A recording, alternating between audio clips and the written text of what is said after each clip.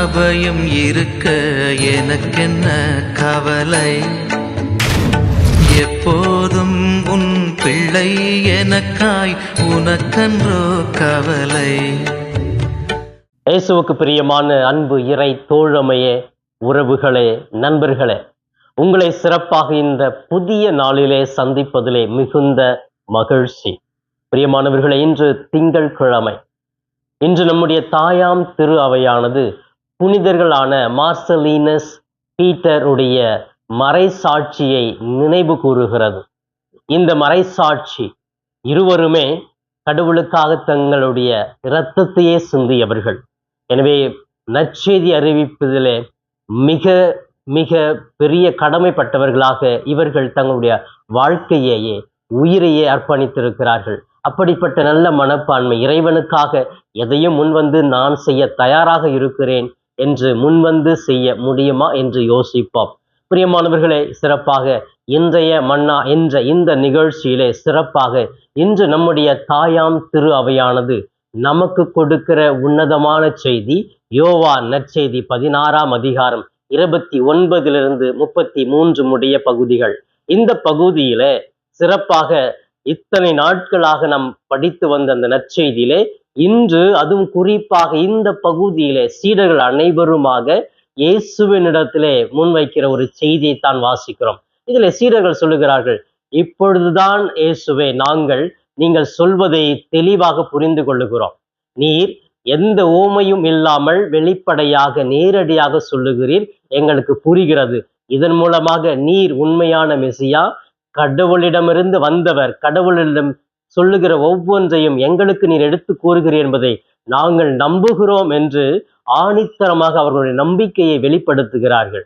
ஆனா இயேசு அப்படியே ஆப்போசிட்டா சொல்றார். என்ன சொல்லுகிறார் அப்படின்னு சொன்னா, இப்பொழுது நீங்கள் என்னை நம்புகிறீர்கள், அதுவும் இத்தனை புதுமைகள் அற்புதங்கள் செய்து உங்களோடு வாழ்ந்து நான் இருந்தும் நீங்கள் நம்பாமல் இப்பொழுது இந்த நேரத்தில் நம்புகிறீர்கள். ஆனால் இன்னும் சிறிது காலம்தான், ஏன் அது வந்தே விட்டது, நீங்கள் என்னை நம்ப மாட்டீர்கள், சிதறடிக்கப்படுவீர்கள், நீங்கள் எல்லாமே அலைகழிக்கப்படுவீர்கள் என்று சொல்லுகிறார். ஏன் அப்படின்னு சொன்னா அவருடைய வாழ்க்கை அப்படி அமைய போகிறது, அவர் துன்பங்களை படப்போகிறார். இதை பார்த்து பயந்து இயேசுவுக்கே இந்த நிலைமை என்றால் எங்களுக்கு எப்படி இருக்கும் என்று பயந்து ஓடப் போகிறீர்கள் என்ற ஒரு செய்தியையும் அவர்களுக்கு நினைவுபடுத்துகிறார். ஆனால் அந்த செய்தியை அவர்கள் பெரிய பொருட்டாக எடுத்துக்கொள்ளவில்லை. அது எங்க நடக்க போகிறது, நாங்கள் தான் இயேசுவை நம்பிவிட்டோம், அவர் தந்தையிடமிருந்து வந்து விட்டார், அவர் பேசுவது எங்களுக்கு புரிகிறது என்று சொல்லி அவர்களுக்குள்ளாக அந்த நம்பிக்கையை வைத்துக் கொண்டிருக்கிறார்கள். பிரியமானவர்களே, இந்த பகுதியை வாசிக்கிற பொழுது நான் இயேசுவை எப்படி அடையாளம் படுத்திக் கொள்ளுகிறேன், இயேசுவை உண்மையாகவே முழுமையாகவே புரிந்து கொண்டேனா, அவரை நம்புகிறேனா, அப்படி நம்பிவிட்டால் இன்னும் எனக்கு ஒன்று இருக்கிறது என்று இன்னொரு செய்தியை கூட இயேசு கிறிஸ்து தெளிவாக இந்த நற்செய்தியிலே அழகாக முன்வைக்கிறார். அன்பானவர்களே, இந்த நற்செய்தியினுடைய 2வது பகுதியிலே, இந்த உலகத்திலே நீங்கள் அமைதியை தேடுகிறீர்கள், ஆனால் அந்த அமைதி உங்களுக்கு நிலையாக இருக்குமா என்றால் இல்லை. இந்த உலகம் உங்களை துன்புறுத்தும், ஆயினும் இந்த உலகத்தின் மீது நான் வெற்றி கொண்டு விட்டேன், கவலைப்படாதீர்கள் என்று இயேசு சொல்லுகிறார். அப்ப சீடர்களாகிய ஒவ்வொருவருக்குமே இந்த உலகத்தின் மூலமாக துன்பங்கள் உண்டு, அவமானங்கள் உண்டு, எதிர்ப்புகள் உண்டு, போராட்டங்கள் உண்டு என்ற ஒரு செய்தியை 2வது பகுதியில் இயேசு அந்த சீடர்களுக்கு சொல்லுகிறார். ஏன் சொல்றாருன்னா, நாங்க நம்பிட்டோம் ஆண்டவரே அப்படின்னு சொல்றாங்க இல்லையா, இல்ல உண்மையா நீங்க நம்பல, ஏன்னா உங்களுக்கு துன்பம் வரும்பொழுது என்னை விட்டு நீங்கள் பிரிந்து போய் விடுவீர்கள். அதைத்தான் சொல்கிறார், இந்த உலகம் உங்களுக்கு துன்பங்கள் பல கொடுக்கும், அதை நீங்கள் அனுபவிக்க போகிறீர்கள் என்ற ஒரு செய்தியை சொல்லுகிறார். பிரியமானவர்களே, இந்த தனிமை என்பது ஒரு மனிதனுக்கு மிக மிக முக்கியம். அந்த தனிமையில் தான் நாம் யார் என்று நம்மை புரிந்து கொள்ளுகிறோம். அந்த தனிமை தான் நாம் எப்படி வாழ்கிறோம் என்று சுய ஆய்வு செய்து நல்ல வாழ்க்கை வாழ நமக்கு உதவியாக இருக்கிறது. அப்படிப்பட்ட அந்த தனிமையில் ஒருவன் அமர்ந்திருக்கிறான் என்றால் அந்த தனிமையில் அவனை உணர்கிறான், கடவுளுடைய பிரசன்னத்தை உணர்கிறான்.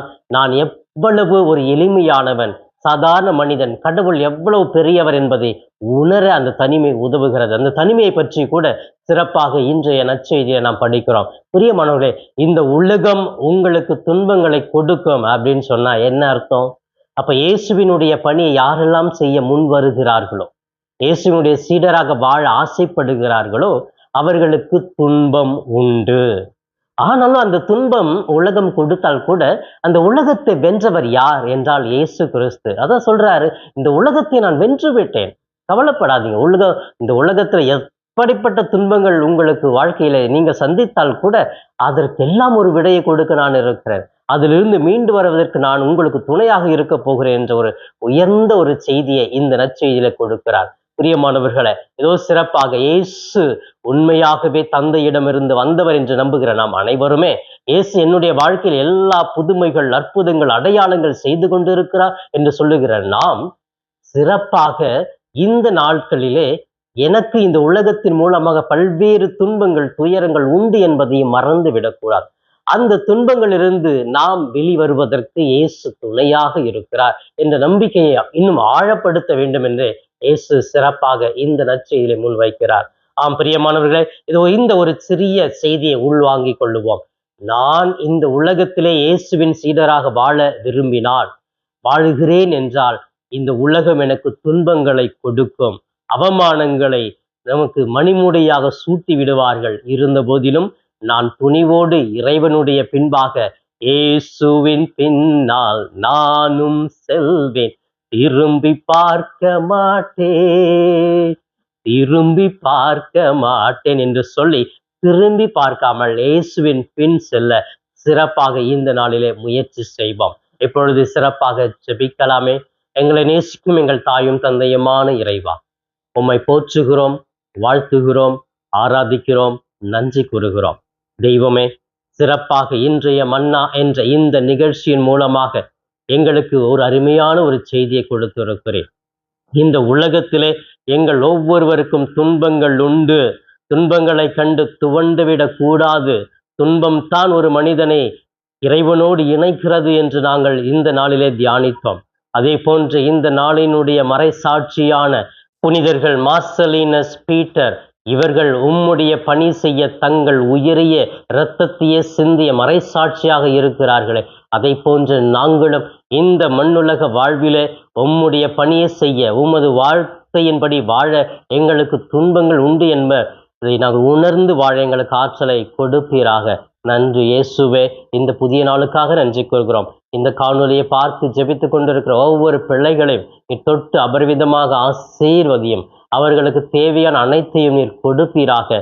அவர்களை எல்லாவித பிரச்சனையிலிருந்தும் தீய அந்தகார சக்தியிலிருந்தும் அவர்களை விடுவித்து காத்திருவீராக.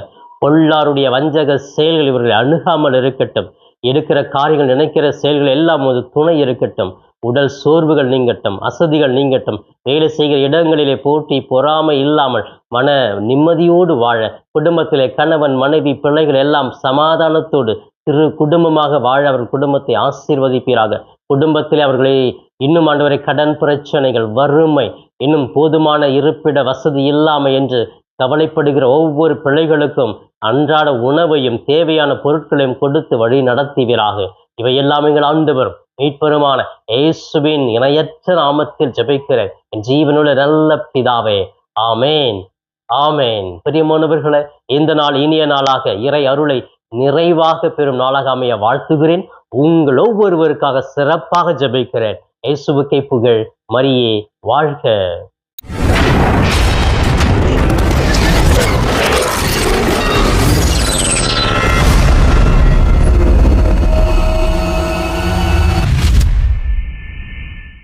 நண்பர்களே, இந்த காணொளியின் மூலமாக உங்களை சந்திப்பதில் மிகுந்த மகிழ்ச்சி. இந்த காணொளியை முழுமையாக பார்த்த உங்களை வாழ்த்துகிறேன். தொடர்ந்து ஃபாதர் தாஸ் கேப் யூடியூப் சேனலை பாருங்கள், ஜெபியுங்கள், இறைவன் மீது இருக்கிற நம்பிக்கையை ஆழப்படுத்துங்கள். உங்களுக்காக தொடர்ந்து ஜெபிக்கிறேன். இறை ஆசிர் என்றும் உங்களோடு இருக்கட்டும். இறைவனுடைய அமைதி உங்கள் உள்ளத்திலே குடிகொள்ளட்டும். உங்களுடைய குடும்பம் சமாதானத்தோடு வாழட்டும். நீங்கள் எடுக்கிற ஒவ்வொரு முயற்சிகளும் ஆசீர்வதிக்கப்பட நான் தொடர்ந்து ஜெபிக்கிறேன். தொடர்ந்து இந்த சேனல் ஃபாதர் தாஸ் கேப் யூடியூப் சேனலை சப்ஸ்கிரைப் செய்துவிட்டு தொடர்ந்து வருகிற ஒவ்வொரு காணொளியும் பார்த்து இந்த யூடியூப் சேனலை தாங்கும்படி உங்களை பாசத்தோடு கேட்டுக்கொள்கிறேன். நன்றி.